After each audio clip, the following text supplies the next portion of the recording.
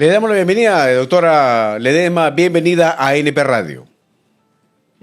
Buenos días. Buenos días. Un gusto estar nuevamente con ustedes. Muchas gracias, doctora Melena Ledesma. Empezamos la entrevista con lo que ha acontecido el día de ayer para propios extraños, una sorpresa, digamos, no muy agradable, porque además esta situación podría traer cola al respecto de muchos procesados por este caso de corrupción. Exactamente, la decisión que ha tomado el Tribunal Constitucional ayer, lo que hace es mostrar un trato selectivo.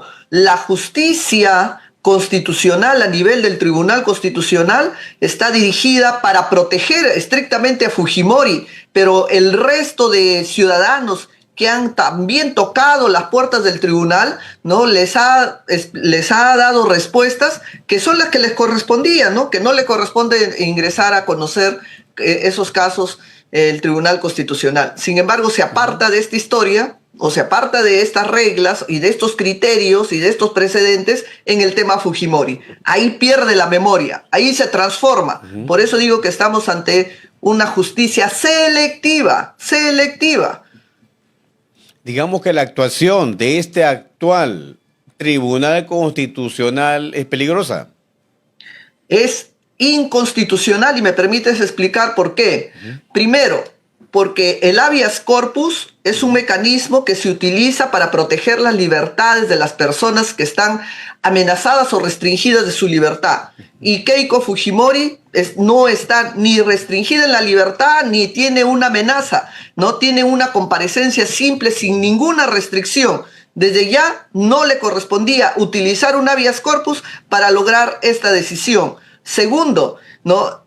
En un proceso en giro, donde está actualmente el juicio oral con la acusación del fiscal, ¿no? El tribunal se mete a interferir en la labor. ¿Y qué dice la Constitución? Artículo 139.2, que ninguna autoridad puede interferir en el ejercicio de la función jurisdiccional. Sin embargo, el Tribunal Constitucional hace caso omiso a ese mandato constitucional y ingresa. Y tercero, lo peor de todo es que ingresa para decir que ese juzgamiento que se está haciendo en este momento en el Poder Judicial, ese juzgamiento no debe seguir porque eso no es delito. Y eso no es competencia del tribunal calificar los hechos y decir si es delito o no. Darle la tipicidad a los hechos le corresponde al Ministerio Público y al Poder Judicial. Ellos son los que califican en atención a qué. No en atención a dichos, sino en atención a pruebas, y las pruebas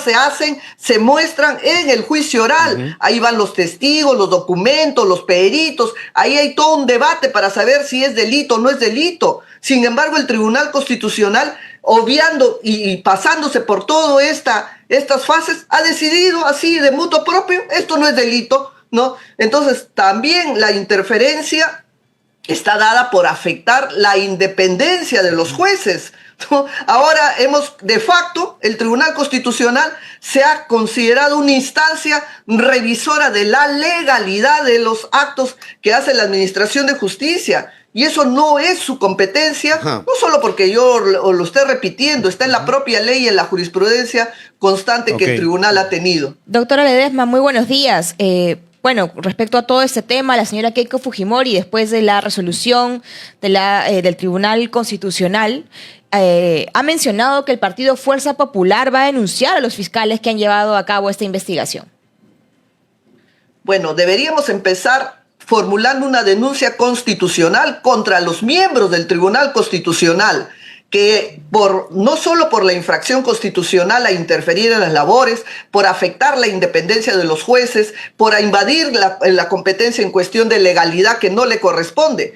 Y en otros escenarios, estos magistrados del Tribunal Constitucional ya hubieran sido motivo de una denuncia constitucional y su desafuero. Pero como estos miembros responden a la elección del Congreso, lo menos que va a hacer el Congreso es retirarlos. Todo lo contrario, que no nos llame la atención que terminen siendo galardonados y felicitados por afectar precisamente la labor de la administración judicial. Pero más allá de la formalidad, que si le denuncio o no lo denuncio, a mí como ciudadana me preocupa y me indigna que a través de estas decisiones lo que se busque es obstruir a la justicia, evitar que la justicia haga su trabajo, evitar que se sancione los ingresos irregulares que se ha obtenido, ¿no? Se busca encontrar cualquier subterfugio, cualquier justificación para paralizar la obra de la justicia. Y ojalá que en el país algún momento pueda cambiar y no se siga tolerando estas situaciones como la que hemos visto en el caso del tribunal con el caso Fujimori. Doctora Ledesma, si en este caso podemos unir cabos, digamos, en una retrospectiva hacia atrás, que podemos decir de que esto estaría ya ideado porque quienes eligieron a los integrantes, los tribunos del TC, fue el Congreso de la República. Un Congreso, pues, que ya sabemos cuál es la actitud, la dirección que tiene, que está bastante polarizada, la situación que polariza al país. Es decir, fue parte del objetivo que, para el que fue conformado el Tribunal Constitucional.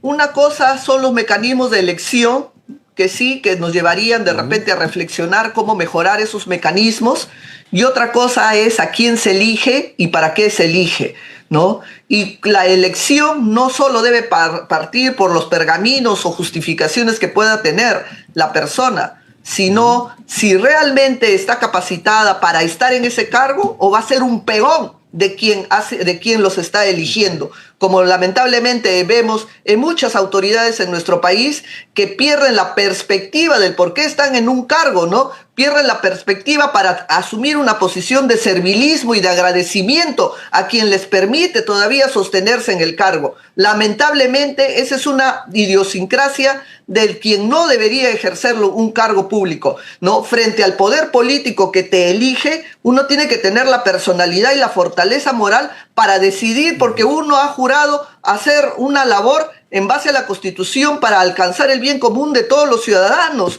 no para satisfacer los intereses personalísimos de quien a dedo te coloca en un sitial, ¿no? Entonces, eso también nos debe llevar a la reflexión, ¿no? De quién está ocupando el cargo y para qué ocupa ese cargo. Doctora Ledesma, tiene toda la razón porque sinceramente a nosotros como periodistas y al público en general nos deja mucho que desear la labor del Tribunal Constitucional.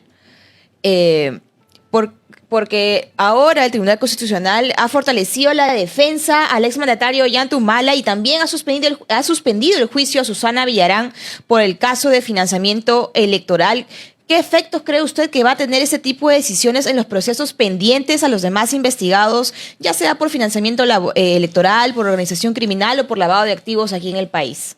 Excelente la pregunta por lo siguiente, porque la decisión del Tribunal Constitucional no solo tiene un efecto directo sobre Keiko Fujimori y los investigados en ese proceso, sino que a partir de esa decisión se va a buscar generar ya un efecto reflejo en el caso Humala, que es un espejo del caso Fujimori, o en el caso Villarán, o en los futuros casos que vengan, que bajo el argumento de recibir dineros para las campañas cuya procedencia sea ilícita. Y me permito explicar, por favor, acá unos minutos.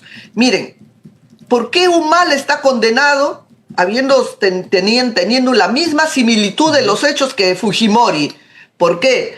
Porque la Corte Suprema de nuestro país, que es una alta corte, ha fijado los criterios y los derroteros para decir si es un delito de lavado de activos recibir fondos para las campañas, ¿no? Si bien a partir del año 2016 se ha generado una ley que se dice que no es delito, la Fiscalía no está cuestionando el delito del año 2016, se está cuestionando los dineros que se ha recibido antes de esa fecha, del 2011, para las campañas anteriores. ¿Por qué? Porque el delito de lavado de activos existe desde el año 2000, desde el año 2000 hacia adelante. Entonces la Fiscalía ha encausado estos investigados por lavado de activos, ¿no? En la medida que se demuestre que había una ilicitud de sus fondos y que se conocía de ello y que se buscó blanquear o lavarlo para luego incorporar a una campaña, ¿no? Entonces, la Corte Suprema ha dado las directivas de cómo manejar las denuncias de lavado de activos para financiar campañas antes del 2016 y lo ha dado en una casación 617-2021. y ahí ha dado algunas directivas y esas son las que se ha aplicado y esas es la que se ha condenado a Humala, ¿no? Entonces, pero Fujimori, sabiendo que se le iba a aplicar esa casación, lo que ha buscado es más bien buscar la intervención del tribunal para que se conviertan en jueces penales los miembros del Tribunal Constitucional y digan directamente esto no es delito. ¿Qué ha dicho la Suprema para analizar los casos de lavado de activos para antes del 2016, que es en lo que se está cuestionando por recibir aportes para estas campañas? Ha dicho que calificar si los hechos son delito o no, no se hace en la abstracción, sino que se tiene que hacer a partir de la prueba que acredite la ilicitud. Prueba. Me pregunto, ¿acaso la gente del Tribunal Constitucional ha revisado la prueba que se ha hecho, que se ha ejecutado? ¿Había una audiencia de pruebas? No, porque es imposible que lo hagan porque no es su competencia. Pero primer tema, no, prueba. Segundo, ¿dónde se va a hacer la prueba? Y dice la Corte Suprema, en la audiencia de juzgamiento. En ese juzgamiento donde el Ministerio Público le emplaza a la parte procesada, ahí se tiene que mostrar, en ese juzgamiento, ¿no? ¿Qué más ha dicho la Corte Suprema en la casación 617-2021? Ha dicho que no es delito que los partidos reciban dinero. Eso no es problema. El problema es si los partidos reciben dinero a sabiendas de su ilicitud, ¿no? Reciben dinero de manera camuflada, escondida, mácula, y lo hacen sencillamente para ocultar, porque saben que su origen es criminal. En esas condiciones, dice la Suprema, ahí sí es viable el delito de lavado de activos. Y eso es lo que el tribunal ha burlado o evitado, no ha interferido y ha dicho, estos delitos de organización criminal o de lavado de activos no son delitos, ¿no? Y ha interferido de esa manera la labor. Entonces, al final tenemos una Corte Suprema que da las directivas, que todo el sistema judicial se alinea a esas directivas, que de Humala termina condenado bajo esas directivas, y ahora tenemos un Tribunal Constitucional que elimina esos efectos y de frente se convierte en juez penal y dice esto no es delito y se cierra el caso. A eso hemos llegado. Esa es la situación actual. ¿Cómo se podría en este caso actuar? Usted ha mencionado al inicio de la entrevista a la doctora Ledesma que debería en este caso producirse en todo caso una denuncia constitucional por la actuación que han tenido en este caso parte de los integrantes de los que votaron, o en todo caso la decisión del TC. ¿Quién sería en este caso, de qué lado, qué instancia podría presentar esta denuncia? ¿Los fiscales, el Ministerio Público? ¿Quién sería encargado de presentar esta denuncia constitucional? Acá hay que ver dos niveles.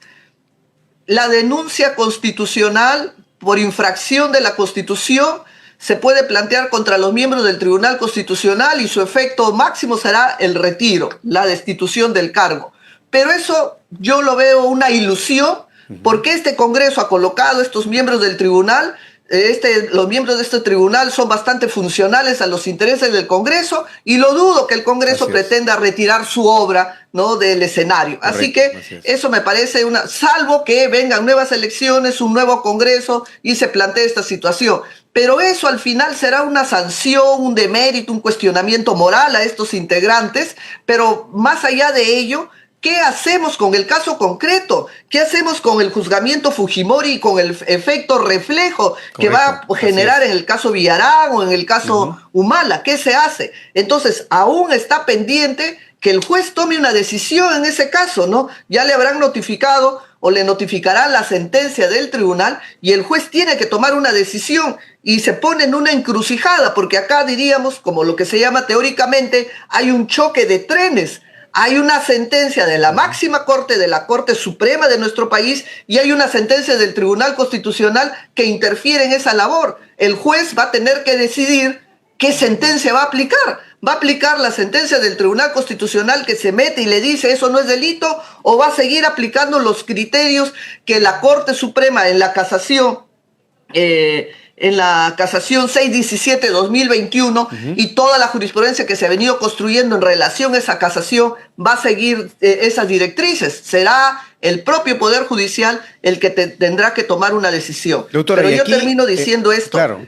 Estamos ante una situación de un caso trascendente, porque si se permite que el Tribunal Constitucional interfiera, ingrese y ahora diga qué es delito y qué no es delito, sencillamente no solo estamos construyendo una instancia más allá de la Corte Suprema, sino que también estamos tolerando la afectación a la independencia de los jueces, porque ahora ya el tribunal decidirá qué es y qué no es delito, ¿no? Y estamos sencillamente afectando independencia, interferencia y destruyendo un Estado de Derecho. Y sobre todo, permitiendo la impunidad, permitiendo la obstrucción a la justicia. Doctora Ledesma, en este caso, el recurso del control difuso, ¿esto es aplicable, viable, si es que el juez de la Corte Suprema, digamos, toma interés en atención a esta decisión o cuando sea notificado?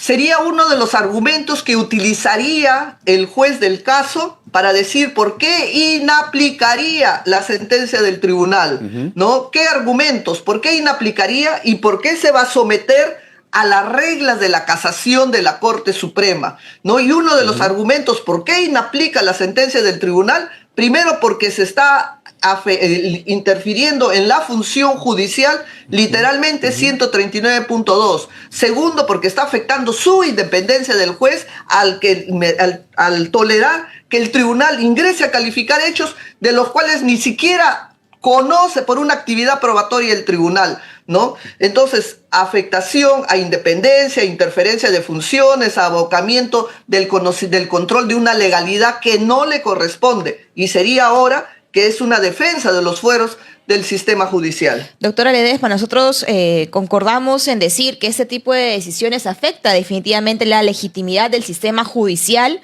a los ojos del público ciudadano como tal.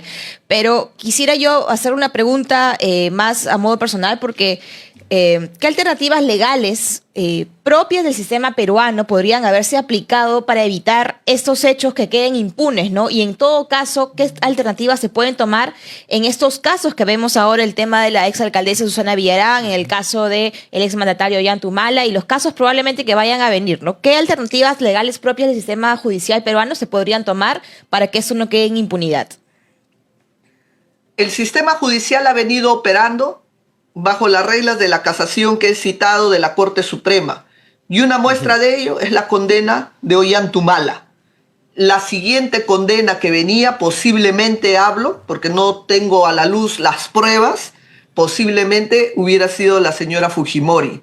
Y de repente el caso Susana Villarán, no lo sé, pero por lo menos son casos que iban a ser sometidos al juzgamiento de las pruebas y al veredicto de los jueces, ¿no? Entonces, ¿es un sistema que ha estado funcionando? Sí, ha estado funcionando. ¿Cuál es su debilidad? Tal vez la lentitud, tal vez lo complejo del caso, tal vez la reducción de personal, tiempo, infraestructura para acelerar el camino, tal vez, ¿no? Pero es un sistema que ha generado un fruto. Si no, la condena de Ollanta Humala no es una expresión precisamente de ese camino en el que se ha venido siguiendo y que hoy se ha tratado de debilitar, ¿no? Entonces, ¿qué hacer? Levantarse sobre este cuestionamiento que ha hecho el tribunal, pero quien se tiene que levantar de esta situación son los propios jueces del Poder Judicial. Es el sistema judicial el que tiene que utilizar sus propios fueros, sus propios mecanismos y sus propias poder discrecional que tiene para tomar una posición frente al caso y a la decisión que ha tomado el tribunal. En este caso, digamos, con esta decisión de ayer del TC, doctora Ledesma, se asentaría esta situación que debería haber, separación de poderes, pero sin embargo, con la decisión que tiene el TC, no se estaría respetando esta figura. Bueno, el ideal es que el poder se ejerza de manera repartida. Yo no puedo concentrar el poder en una sola mano, porque eso ya no es democracia, eso es dictadura. El poder en un modelo democrático se reparte, se controla en una lógica de equilibrio.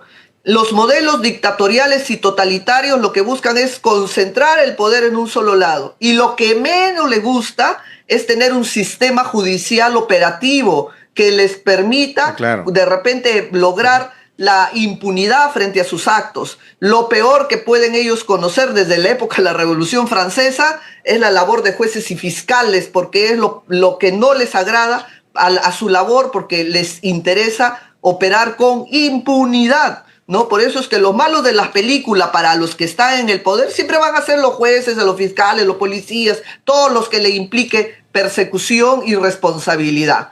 Y eso no es su modelo democrático.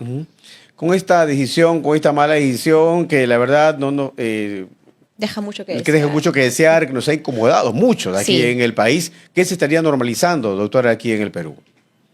Bueno, se estaría normalizando que, como ha dicho el Tribunal Constitucional, que uno puede recibir dinero de procedencia ilícita hasta antes del 2016 y eso nadie lo debe investigar, no solo del 2016. Y eso es una mentira, porque lo que se está investigando en el caso Humala, en el caso Villarán y en todos los casos que sean, no se está cuestionando el recibir dinero a partir del 2016 para las campañas políticas, que ahora sí es un delito de manera expresa, sino lo que se está cuestionando es el lavado de activos de personas que están dedicadas a la actividad política y que han terminado obteniendo dinero sin justificar ni dar mayor explicación de cómo así ha venido este dinero. Esa es la lógica del lavado de activos, ¿no? Es la lógica del lavado de activos en la modalidad de la conversión, que yo recibo dinero, sea de la Embajada de Venezuela, sea de Odebrecht, sea del BCP, sea de donde sea, y lo que yo sé que son situaciones ilícitas, irregulares, y lo que utilizo es convierto eso para luego convertirlo en cenas, pitufeos, lo que quieras, para luego ingresar a mi campaña, y no todo ingresa a la campaña, también parte de ingreso para mi riqueza personal. Eso es lo que se estaba discutiendo en la Fiscalía, y eso es lo que el Tribunal Constitucional ha interferido y está tratando de dejar sin efecto toda esa maquinaria de investigación, y encima todavía ahora diciendo que toda esa actividad ha sido un error judicial, cuando toda esa actividad se ha sometido no solo bajo las reglas del proceso ordinario, ¿no?, sino también bajo las reglas de la propia Corte Suprema, que ha dado esas directivas para que se siga trabajando así. Al día de ayer, doctora Ledesma, tras esta decisión en horas de la tarde, escuchábamos a la señora Keiko Fujimori pronunciarse al respecto y veíamos de manera particular una percepción de que ha sido víctima del exceso del Ministerio Público y daba a entender al país de esta situación. Evidentemente esa es la nueva narrativa que se va a colocar, ¿no? He sido víctima, ¿no?, de la maquinaria judicial, del sistema judicial y todo lo que se quiera colocar, ¿no? Y esa narrativa de victimización, claro, va a tener como correlato luego una indemnización, luego un cuestionamiento de los errores, luego una represalia a los jueces y fiscales que han participado de esa historia. ¿Y todo por qué? Porque este sistema judicial ha tratado, dentro de todas las limitaciones e imperfecciones que pudiera tener, porque tampoco no hay nada perfecto acá, ¿no?, de hacer su trabajo. ¿Y cuál es el trabajo que nosotros apreciamos? Que por lo menos se responda frente a situaciones ilícitas, ¿no? Y eso es lo que se ha tratado. El caso Humala está ahí con una condena muy grande, sencillamente porque no se ha sabido justificar cómo ha sido obtenido este dinero, ¿no? Ese es el tema del lavado de activos. Y como cuántas fortunas en nuestro país aparecen sin justificar de cómo salieron esos fondos. Eso es lo que se está tratando de santificar en nuestro país. Muy bien, correcto. Doctora María Elena Ledesma, agradecemos su participación, su aporte, darnos más luz al respecto a esta mala decisión del Tribunal Constitucional producido el día de ayer. Muchísimas gracias, doctora María Elena Ledesma. Y la verdad es importante, Carlos, que se mantenga, ¿no?, la independencia judicial y la transparencia, sobre todo eso, la transparencia en los procesos de alto impacto político en este país. Muchísimas gracias por estar aquí en ANP Radio. A ustedes. Muy amable. Gracias.